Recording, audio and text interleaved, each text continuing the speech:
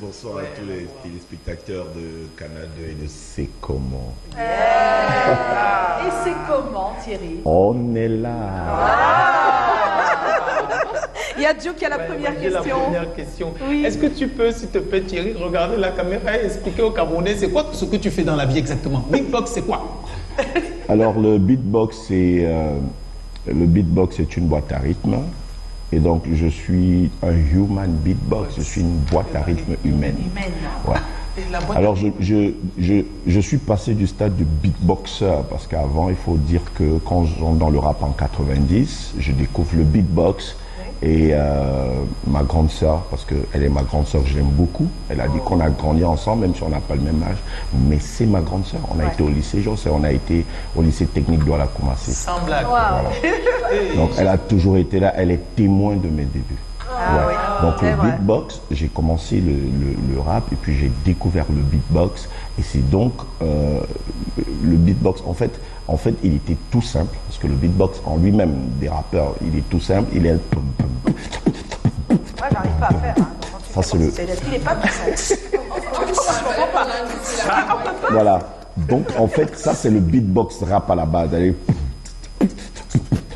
Ça, c'est le beatbox à la base. Maintenant, moi, je suis devenu un human beatbox, une boîte à rythme. Parce que dans la boîte à rythme, on a des effets. On a l'air. On a ça. On a ça, on a des effets comme des hélicoptères que je pourrais peut-être faire à la fin. On a des percussions, on a tout ce que on a les. Bon, il y a un instrument qu'on appelle le nias qu'on utilise beaucoup dans le bikutsi qui fait.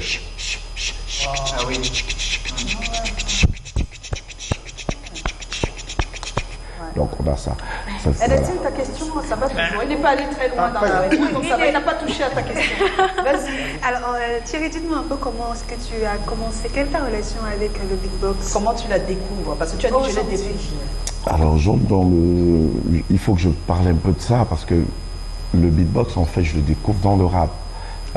Je me rends compte que il y a des rappeurs qui se réunissaient et puis il y avait un qui faisait le beatbox et l'autre qui rappait. Ah oui, l'autre faisait juste voilà, ça se faisait plus avant. C'était un peu c'est pour ça que je dis, j'ai toujours dit que mon frère Lexus le monstre, je lui ai toujours dit que le rap et le mbolé vont ensemble parce qu'on a presque la même histoire. C'est-à-dire que tout a commencé, tout est parti de la rue pour devenir ce que c'est devenu aujourd'hui. Donc le rap, en fait, on se retrouvait avant, on se mettait au carrefour et puis il y avait un qui faisait et puis il y avait on ne tapait même pas vraiment sur les lèvres. C'est-à-dire que c'était juste une mimique, c'était donc c'est comme ça que les gars faisaient avant. Et puis il y avait d'autres qui faisaient yo yo et l'autre était là. Je suis de la rue du rap dans la place de Donc c'est un peu ça. C'est ça, c'est comme ça que tu découvres. Voilà, donc j'entre dans le rap et je découvre ça. Je dis mais c'est un truc qui est bien, qui est fantastique. Alors ce que je ne sais pas, d'après ce que mes aînés, mes grands frères me disent, ce que je ne sais pas, c'est que quand j'étais petit, je faisais déjà des sonorités avec la bouche. Ah ben voilà. Et toi tu avais oublié alors? Non, je ne savais pas en fait. Moi, c'est pour ça que je vais vous dire. Voilà, chez moi c'est naturel parce que il faut dire que quand je rencontre aussi un aîné avec qui nous sommes dans la chorale parce que j'ai été servant de messe, 14 ans, j'ai été séminariste externe aussi. Ouais, je voulais être prêtre. Bon, c'est pas de ça qu'on parle. Donc, on est dans la chorale et puis il y a un grand frère qui est à côté de moi.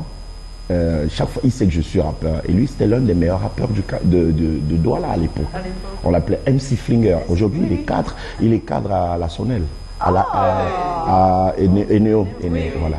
Il est cadre aujourd'hui là-bas.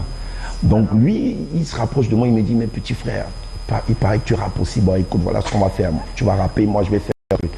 Il me dit, vas-y, rappe. Je dis, il n'y a pas de musique. Il dit, attends. Il commence à faire. Je dis, waouh. Il me dit, vas-y, rappe. Alors je commence, je dis, ouais, je suis de la rue, mais pas je délinquant. Moi, c'est Thierry O, tu l'as défilé. Et puis la chorale s'est gâtée. Oui, c'était une répétition. Nous, on était derrière, on faisait notre petit trouble là. Le temps que le maître de chœur cherchait une autre chanson, on a commencé, ça s'est gâté. On a commencé à rapper derrière. Le maître de chœur dit non, viens devant. Bon, ce que tu vas faire, est-ce que tu peux rapper les chansons de Dieu? J'ai dit ok. Je suis rentré, j'ai dormi 2 jours après, je suis revenu. Non seulement je rappais déjà, mais le beatbox que lui faisait, moi je le faisais déjà. Et justement, on vient à ma question. Qu'est-ce qui t'a motivé à vraiment apprendre à appliquer le beatbox et comment est-ce que tu l'apprends? Alors c'est un aîné à nous tous. Un aîné à nous tous, pendant que je suis dans le beatbox que je prends à la légère parce que je suis plus rappeur. Et moi je suis rappeur, ceux qui savent je suis rappeur, ce qu'on appelle hardcore. Oui, le rap vraiment dur, c'est-à-dire qu'on dit des choses vraiment crues, quoi. C'est pour ça que je suis Dieu d'abord envers moi-même. Ouais. Donc, je suis dans le rap hardcore et je suis dans le beatbox. Mais il y a un de nos aînés, M. Serge Campout. Voilà, vous voyez qu'elle connaît l'histoire. Elle connaît l'histoire. C'est mon aîné, elle fait partie de mon histoire, donc elle connaît très bien mon histoire. Et Serge Pout, c'est Serge Pout qui me dit un jour, Thierry, je veux que tu passes à Tambour. Il y avait une émission de live, voilà, de live. Le dimanche sur AFM 105. Voilà. Alors, je passe à l'émission de Tambour et un jour, qu'est-ce que Serge me dit? Serge me dit, Thierry, tu es un bon rappeur, mais écoute bien ce que je vais te dire. Au Cameroun, dis-toi qu'il y a 1000 rappeurs, mais il n'y a pas de beatboxer. Et toi, tu le fais bien. Moi, ce que je te suggère, c'est de bosser le beatbox. Ça va te frayer un chemin et tu iras plus vite. Oh, et on voit ce qu'il est devenu aujourd'hui. Merci Serge Pout. Et puis il y a une question que exactement. Il fallait pas qu'on oublie ça. Alors c'est vrai que moi j'étais pas encore né à cette époque, depuis les années 90, là c'est de la part d'un internaute aussi, je profite. Alors depuis 1990 tu t'y exerces dans le beatboxing et tout. Qu'est-ce que cela représente pour toi aujourd'hui? C'est toute une vie. Je dors en beatboxant, je me réveille en beatboxant, je mange en beatboxant. Et même, il a parlé de sport. Je fais du sport en beatboxant. Comment ça tu fais? Oui, je cours en faisant Parfois, je saute à la corde. Je saute à la corde sur un rythme, sur un timing. Ça te permet de travailler ton cardio? En fait, oui, le cardio. Oui, c'est pour ça que ceux qui m'ont vu en concert, je me rappelle une fois, je vous passe une anecdote de 30 secondes. Je suis en spectacle, j'invite Balem, parce que je les ai encadrés, je les invite sur scène, ils montent sur scène.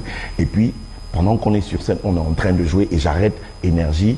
Et je dis à Mignon de m'arrêter aussi comme ça. On se met à sauter. Moi, je fais...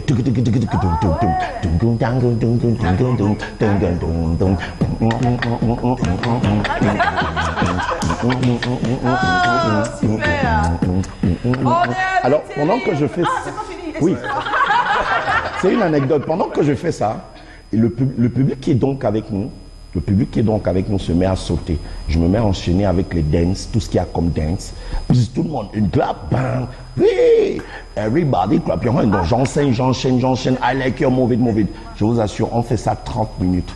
Et puis, il y a énergie qui me dit à l'oreille, bro, on est fatigué. Bro, on est fatigué. Et puis l'autre Mignon qui lui dit que, on est bassement, si tu veux, va seulement t'asseoir. Après, quand on finit de jouer, les gars vont s'asseoir, ils me regardent, ils me disent, bro, tu as sauté 30 minutes sans compter 1 heure de temps que tu avais déjà fait sur scène. Et ça, c'est le sport? C'est le sport, c'est le cardio. Oh, le cardio. Wow, comme quoi, hein. On est en compagnie de Thierry Olimar. Et on est en compagnie de Didier Alexis. En tout cas, que des monstres sur ce plateau, alors que tout de suite, on va aborder au pas de